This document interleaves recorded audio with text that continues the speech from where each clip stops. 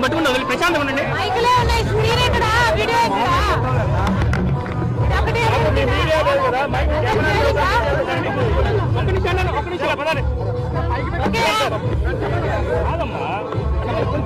ఈరోజు అన్ని ధరలు పెరిగిపోయి కరెంటు ఛార్జీలు 9 సార్లు పెంచింది ప్రభుత్వం.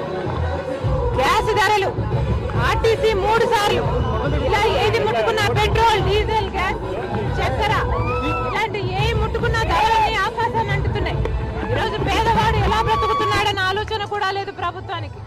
అందుకే కాంగ్రెస్ పార్టీ పేదవాడికి అండగా నిలబడాలని నిర్ణయించుకుంది. కాబట్టే ఈరోజు అద్భుతమైన పథకం ఈరోజు కాంగ్రెస్ పార్టీ ప్రవేశపెట్టడం జరిగింది.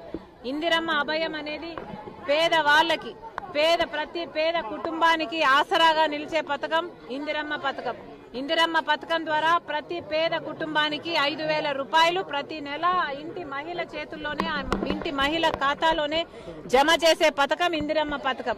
ఈరోజు ఆంధ్ర రాష్ట్ర అభివృద్ధి గురించి ఆలోచించిన ఏకైక పార్టీ కాంగ్రెస్ పార్టీ. కాబట్టే ఈరోజు ప్రత్యేక హోదా, మన ఊపిరి లాంటి ప్రత్యేక హోదా కోసం ఉద్యమిస్తున్న ఏకైక పార్టీ కాంగ్రెస్ పార్టీ.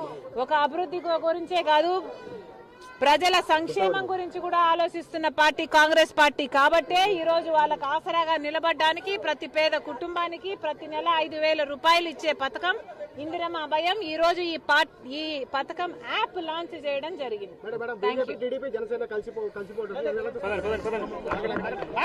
అందరూ దొంగలే, ఎందుకు కలుస్తున్నారో చంద్రబాబు గారు సమాధానం చెప్పాలి. మనకు పోలవరం ఇచ్చారని కలుస్తున్నారా? మనకు ప్రత్యేక హోదా ఇచ్చారని కలుస్తున్నారా? మనకు రాజధాని ఇచ్చారని కలుస్తున్నారా? 5 సంవత్సరాలు మీరు బీజేపీ పార్టీతో పొత్తు పెట్టుకున్నారు. పొత్తు పెట్టుకొని కూడా ప్రజలకు న్యాయం చేయకపోతే మరి మళ్ళీ అదే బీజేపీ పార్టీతో ఎందుకు కలుస్తున్నాడో చంద్రబాబు గారు ఆంధ్ర రాష్ట్ర ప్రజలకు సమాధానం చెప్పాలి.